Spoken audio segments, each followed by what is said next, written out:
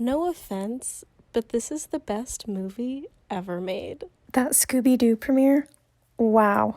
2002. Please direct your attention to this alternate promotional movie poster for Scooby-Doo 2002. Scrappy-Doo being the villain of the Scooby-Doo 2002 movie is still such a funny concept. Still absurd to me the movie this bonkers/fun/nonsensical/out there got hard funding from a major studio. Props to Warner Bros. My childhood favorite, along with the sequel. Although all due credit to Gosnell and Gunn for crafting a film that stands an intelligent reading too. That is, one about the media intercepting free thought and artifice blocking the way to objective truth and human connection, all done through the lens of destroying the horror genre. Also, the Scooby-Doo ride Movie World Australia is great, even though I hate capitalism. Scrappy-Doo is a punk-ass bitch.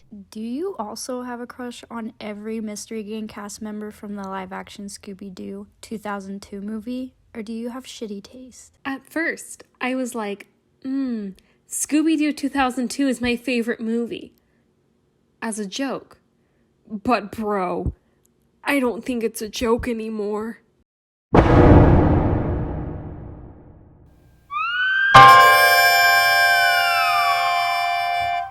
Hi, I'm Morgan. When I'm in film courses and the professor's all like, oh, everyone go around and introduce yourself and say what your favorite film is, I always say Scooby-Doo 2002.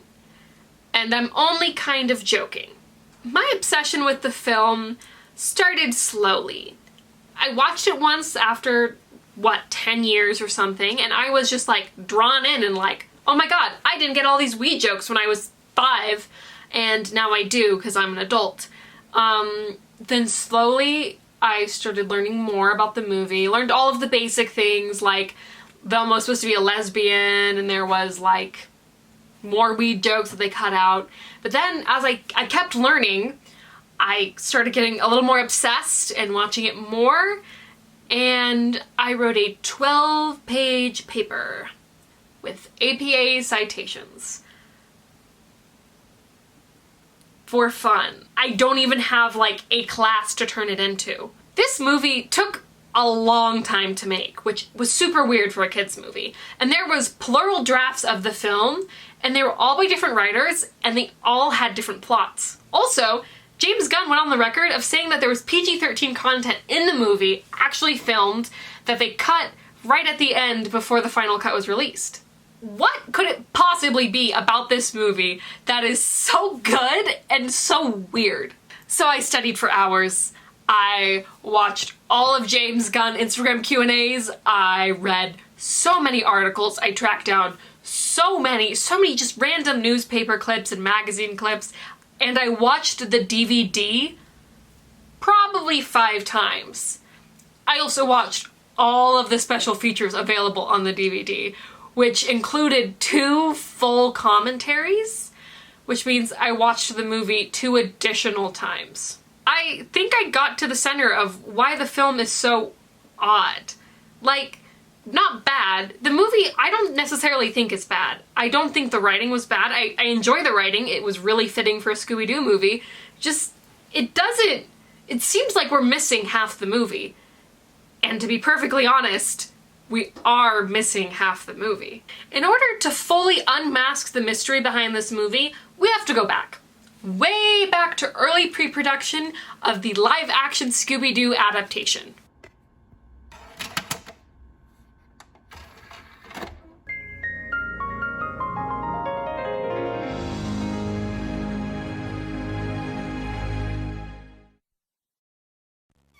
Raggy? Monster! Monster!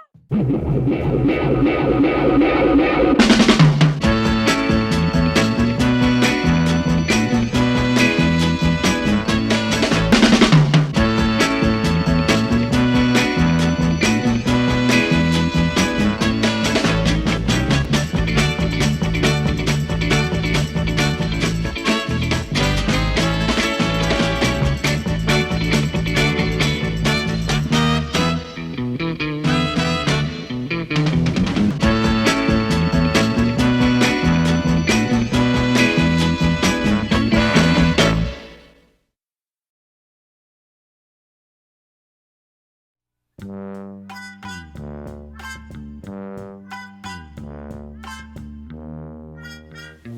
the early 1990s, an idea was proposed. A live-action Scooby-Doo movie. It would have college-age characters, humor for older viewers, but still be entertaining for kids. The production of the movie began as late as 1994 with an early treatment by Charles Roven, the producer. From conception to release, this movie took at least 8 years for an animated movie about a talking dog. The original Craig Titley script was finished in 1996 and had a completely different plot than what the final product was. The gang meets each other in college by coincidence, and they begin solving mysteries just because they fall into one. Shaggy has a love interest named Candy, who's a terrible cook, and she makes these burnt cookies that are Scooby snacks. Fred lives out of his van. Daphne and Velma are roommates. And there's an entire subplot of campus police trying to bust Shaggy for having a dog in his dorm. The ultimate plot had to do with the college being built on top of an ancient city, and some guy wanted to use the ancient city to take over the world. The script's not amazing by any means, but I would say it's an interesting take. It's a school-centered Scooby-Doo plot for young adults who would watch the show when they were kids. The characters are aged up, but it still retained those classic gags of the cartoon, so it stayed entertaining for kids. There were positives to the script, but ultimately the plot was not actualized, and the characters were far more developed than the actual story. For whatever reason, the project was tabled for a couple years. There may have been some subsequent drafts, but through my research I wasn't able to find them. Production stalled at least until James Gunn got his hands on it. Now we have the James Gunn Scooby-Doo script of 2000 that had all of the edge. It was definitely supposed to be a more PG-13 movie, and all it really did was parody classic gags of the 1969 show. The plot itself was pretty close to the final product, though there was more raunchy jokes, a little more of a joking atmosphere, and one key detail is they got to Spooky Island because Shaggy had a cousin there. Most importantly in that script, there was no Scrappy-Doo. Here is the kicker. The original villain was Don Knotts. They kept just pulling masks off, like at least 6 times, and at the very end, under like all of these masks was Don Knotts. This explains that random line of Fred scolding Scooby about cleaning your beans at Don Knotts' Christmas party. This is the most embarrassing thing you've done since you decided to clean your beans at Don Knotts' Christmas party. Huh?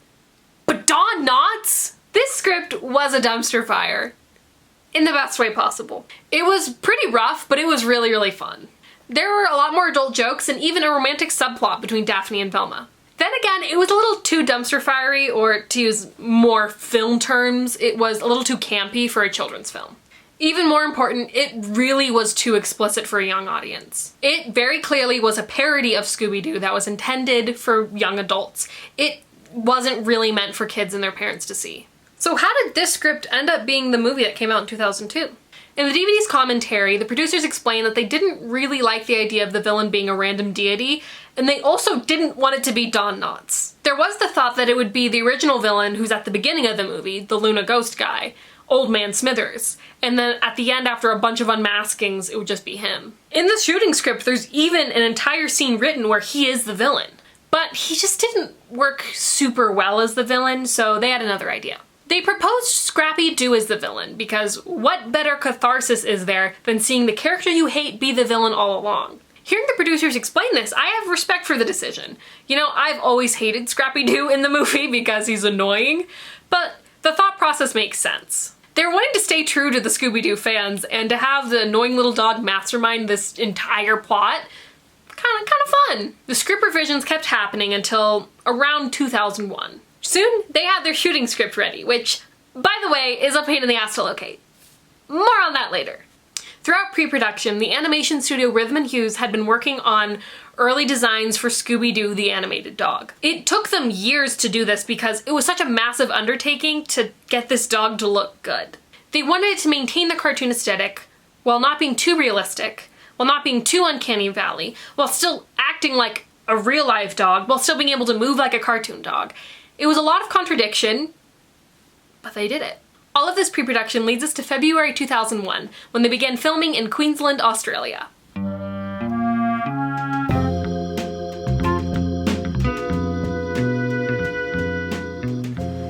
Most of my insight on the production of the movie itself comes from the DVD commentary and featurettes. Are you tired of me talking about the DVD yet?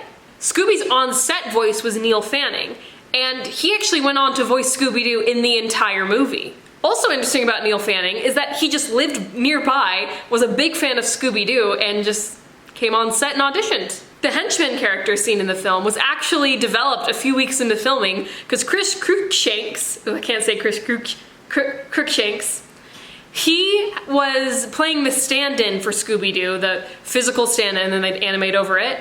And they realized pretty quickly that they could do that without someone standing in there. They could pretend to have the dog. So they developed a role for him so he'd still have work. This just makes it feel like there's something a little bit special about this movie. It wasn't strictly organized or dictated by an auteur, and it feels very collaborative, which I personally think makes the best art.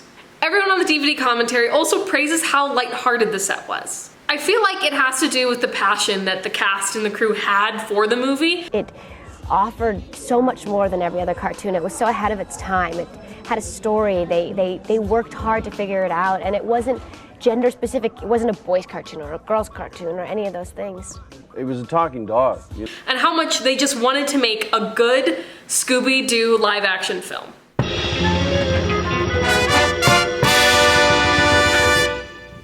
In the editing room, a lot of shit went down. First off, they had to input the entire titular character into the movie. You can't have Scooby-Doo without Scooby-Doo the dog. This is what the most impressive thing about this movie is. They inputted this CGI dog into every scene, and it didn't look like shit. No one can deny that the Scooby-Doo dog looks like he's supposed to be in the environment, and he is completely animated. Now, there's also the task of adding the animated monsters into the recorded scenes. And this turned out a little bit worse than Scooby-Doo. I think we can all agree that this animation really, really, really is not it. The horror. The horror. The final nightmare of post-production came when they were having test screenings. Children were terrified by the monsters, and parents were really, really mad about kids being exposed to such inappropriate material, such as boobs and a sensical plotline. There's not a ton that we know about post-production, but we do know that a banger soundtrack was added.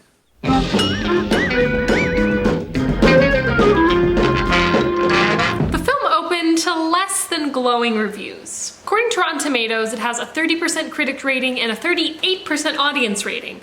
Though if it were released nowadays, I personally think that that rating would be a little bit higher. A direct quote from Rotten Tomatoes states, "Though Lillard is uncannily spot on as Shaggy, Scooby-Doo is a tired live-action update filled with lame jokes." Reviews claimed that it was too scary for little kids and too boring and stupid for older kids. And to be perfectly honest, they were right. This movie was trying to walk this line of appealing to an older audience while still appealing to a young audience, which, to be honest, didn't really get mastered until, regardless of it having not great critical ratings, that does not mean that the film was unsuccessful. Scooby-Doo 2002 made $54,155,312 opening night across 3,000 plus theaters. What? It then went on to gross $275,650,703 worldwide, which is over 3 times their initial budget of $85 million.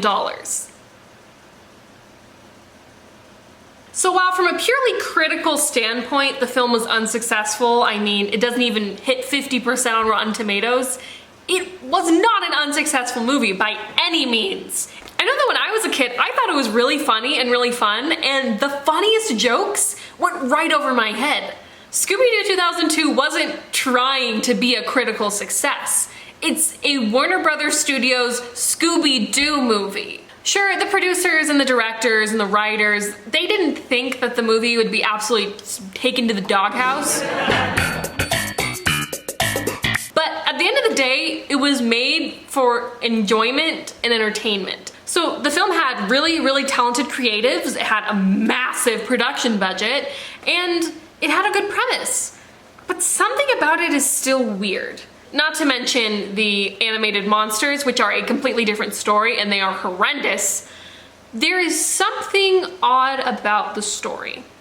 It genuinely feels like there is just a giant chunk missing out of the middle of it. It feels like they're investigating these monsters, but there really isn't a great threat about them, and then very suddenly at the end it's Scrappy-Doo and then the movie ends. It's peculiar. Something about it doesn't work. And I think I know what it is.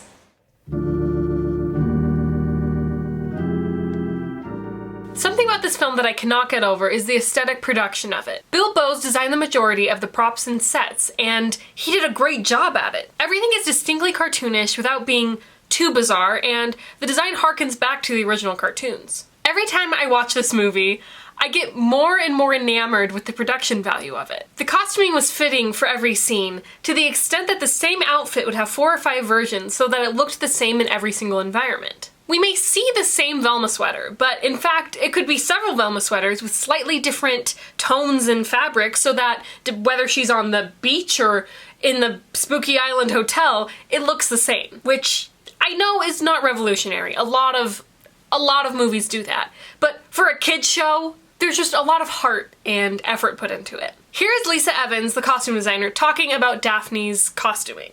To show the passing of time, we gave her different silhouettes. From her palazzo pants and halter combo to her keyhole mini dress, bathing suit, and fitted jumpsuit, each of her outfits was custom made from vintage 70s fabrics in Daphne's signature purple and lavender palette. There was so much forethought put into how these characters should look and feel, and to the point that they used 70s fabrics to make Daphne's look so she had a bit of a retro feel. The overall design of this movie feels cartoonish in the best way. It isn't overdone and it isn't underdone. It is just a perfectly medium rare cartoon. Having an $85 million budget does help with these things, but so does having talented people like Lisa Evans and Bill Bowes working on it. It cannot be denied that the animation for Scooby-Doo himself is impressive. Years were spent by the animation studio Rhythm and Hues, perfecting how Scooby would look and move. He looks realistic, but not to the extent that it's an uncanny valley. And he's not so realistic that he can't move like a cartoon. They are able to put such detail in the expression on his face, and it's incredible they did that in the late 90s and early 2000s. And I also think that's probably where most of the $85 million budget went.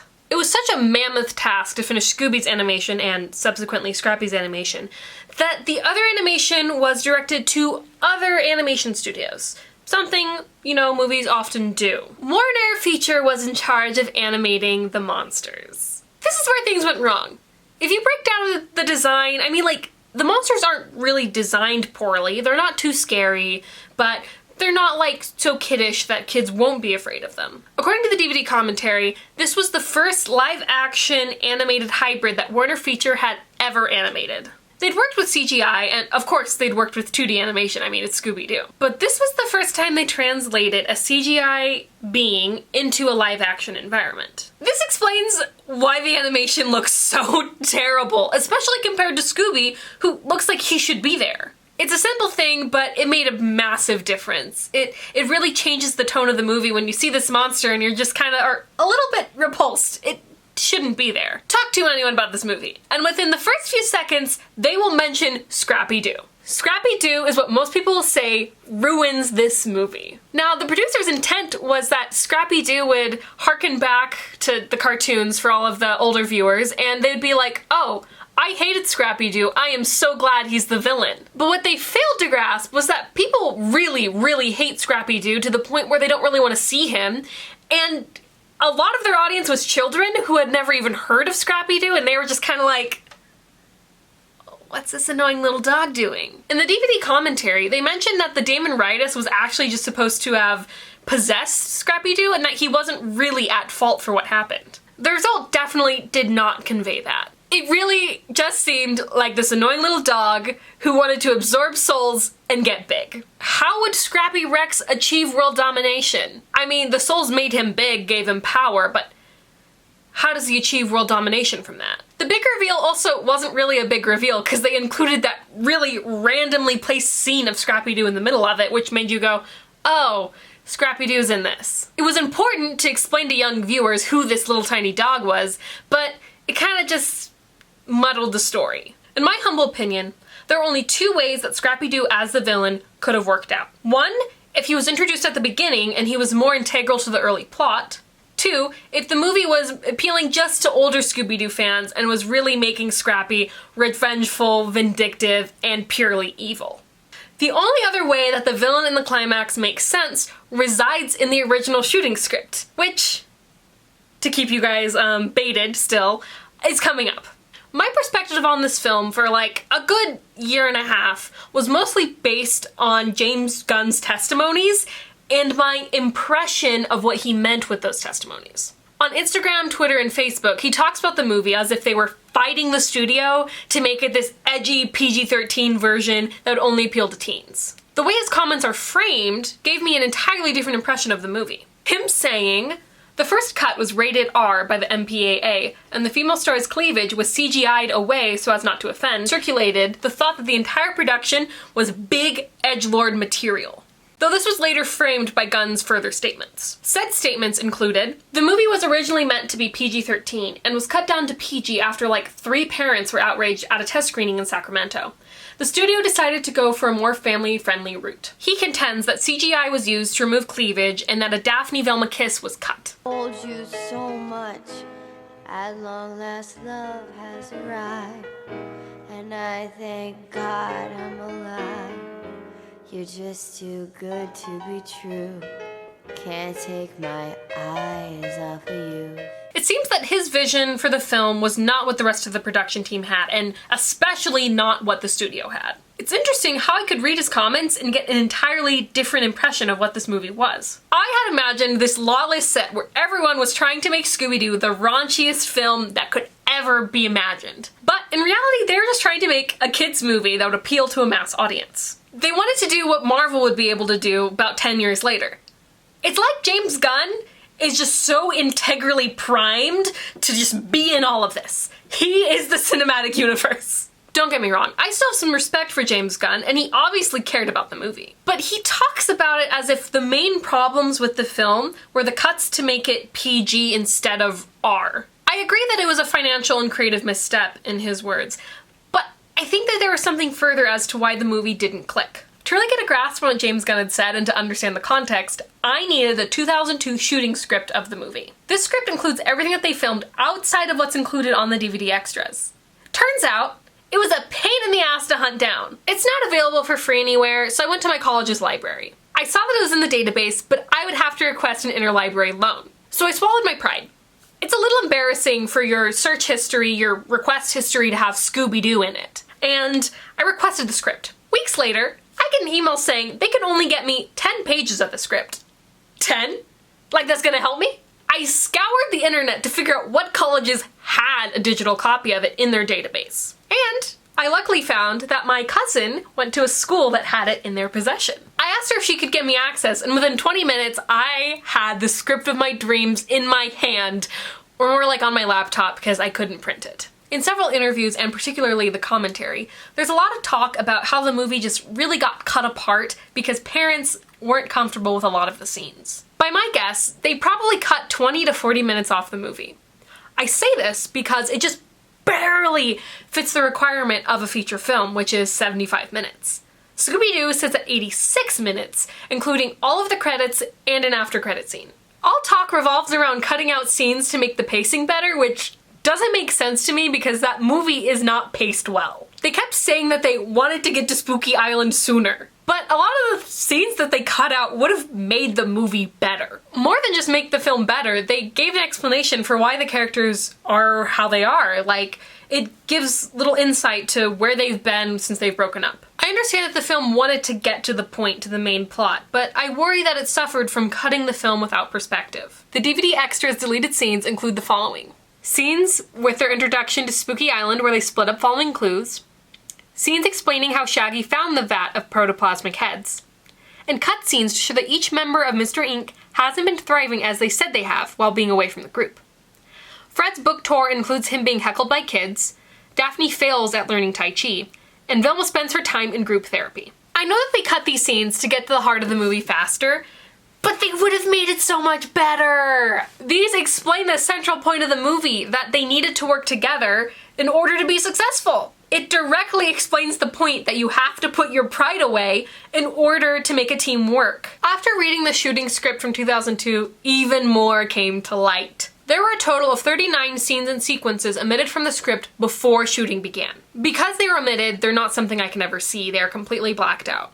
And I will say, that is more omitted scenes than in any other script I've read. I can't say I've read a ton of scripts, but I've taken a screenwriting class and I've taken film classes, so I've read a good handful. We'll never know what these scenes were, but we can hope that they were cut in order to make the movie better. In fact, a lot was changed that made the movie make more sense. Most of the lines and segments that were in the script but not the movie seem to have been removed because they're a little racy and inappropriate. I say racy because the jokes would be implying something, like a sign that says pot $5 outside of the mystery machine, and then it pans down and it's a little clay pot. All the jokes that were cut honestly would have flown over kids' heads, but probably made parents uncomfortable. The original shooting script gives the movie a lot greater sense on the whole. It establishes the monsters as a worldwide threat and integrates Scrappy-Doo a lot better.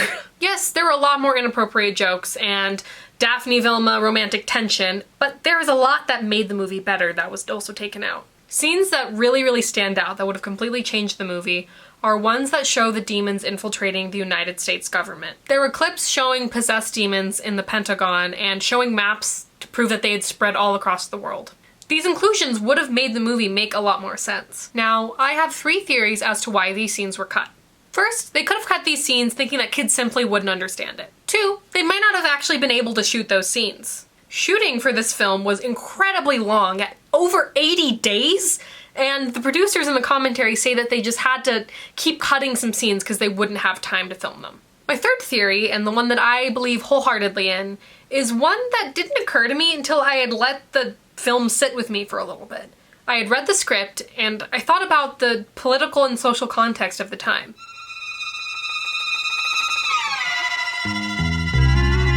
Hi, I have filmed this section a couple times, and they all just didn't quite work.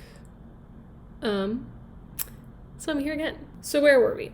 Talking about why the scenes were cut in Scooby-Doo 2002. Scooby-Doo 2002 wrapped filming around summer 2001 and came out in summer 2002.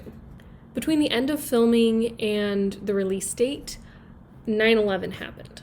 Now, I know it sounds like conspiracy theory fodder to be like, oh, it's 9/11, but just hear me out. I'm not trying to be obnoxious. This just is what my research came to. All the scenes that were cut that weren't in the deleted scenes were the scenes of monsters infiltrating the US government. Specifically, again, the Pentagon. As I said earlier, the producers mentioned that there are scenes that will never see the light of day, but all the other scenes have seen the light of day. And so if it's not these ones, it's the scenes that were omitted before shooting began, and I can't see that happening. That just seems a little convoluted. Who would explain it like that? Now, including these scenes in a movie just like 8 months after a terrorist attack could have some bad implications for a lot of reasons. The obvious one, the monsters are terrorizing the US government and they're trying to take over the world. You don't really want to ingrain those sentiments after something just happened. Further though, this storyline didn't come out of nowhere. It came out of fear, and it came out of fear of the other. Specifically, it makes me think of the movie They Live, which, ironically, I just watched. I didn't plan that. There's this persistent fear, especially in American culture, of others infiltrating and taking everything over. Showing an entire group of monsters who are all connected, infiltrating the United States, that is implying some really shitty things. I want to be clear that this is conjecture. I didn't call up my buddy James Gunn and was like, hey, is 9/11 the reason why some of the scenes were cut out of the movie? No, that did not happen. I know this turned very serious very quickly, which is why I've recorded it so many times, because the first time I didn't explain myself well, and the second time I was very serious, and then it cut to the conclusion where I'm like, I love Scooby-Doo, and it was jarring and really weird. This all is really interesting, and it made me think more about how occurrences in society do really affect how media comes out. And Scooby-Doo 2002 is the thing that helps me develop my critical thinking.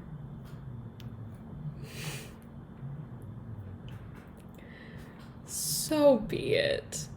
What I'm personally taking from this is that even the silliest, dumbest, most innocuous things can have something deeper. Could be a deeper story behind the production, it could be a deeper meaning, it could be a effect that it had on an audience. Again, at the end of the day, I do really love this movie.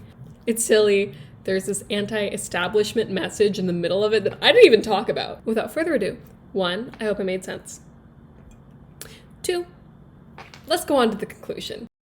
There's so much information I wanted to include in this video that honestly is not relevant. It didn't really make sense to talk about how they managed to keep Freddie Prinze Jr.'s hair blonde in an essay about the film holistically. I guess I'll save those fun tidbits for when I play the drinking game, drink every time I have something interesting to say about Scooby-Doo. I think what I love so much about this movie is the genuine love of Scooby-Doo that was put into it. The intent was to make something funny, something entertaining, and something to have the heart of Scooby-Doo inside of it. All of the actors embodied the characters, and they did it happily. And to be perfectly honest, I can't name one character in that movie that could have been casted different. They all were perfect. This movie is funny and sweet, and honestly, it's kind of dumb, but I love it. I would love to learn more about the production of this movie, but to be honest, I think I have exhausted every single train that I possibly could have. I think I have learned all available information about this movie. I would love to say my favorite movie was Moonrise Kingdom, or Pulp Fiction, or Lady Bird, or something that would make me look good in like highbrow film major groups. But I have to be honest. One of my favorite movies of all time is Scooby-Doo 2002. And I'm not ashamed. Maybe this is the exact reason why I should not be majoring in film.